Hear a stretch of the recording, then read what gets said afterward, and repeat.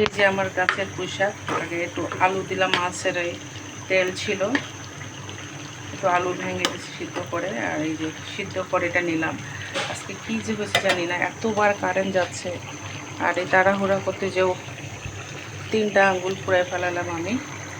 এই যে শাকের পাতা ধুয়ে রাখছিলাম, এখন দিয়ে দিব, কারণ পুঁইশাক তো এমনি নরম, তাড়াতাড়ি হয়ে যায়।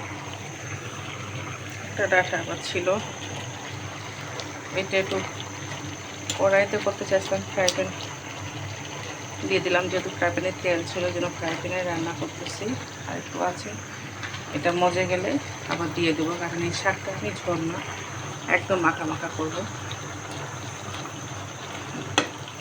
এই হচ্ছে আমার গাছের শাক। উফাল্লা, বাচ্চাটাকে কাজ করব নাকি এগুলো করবো,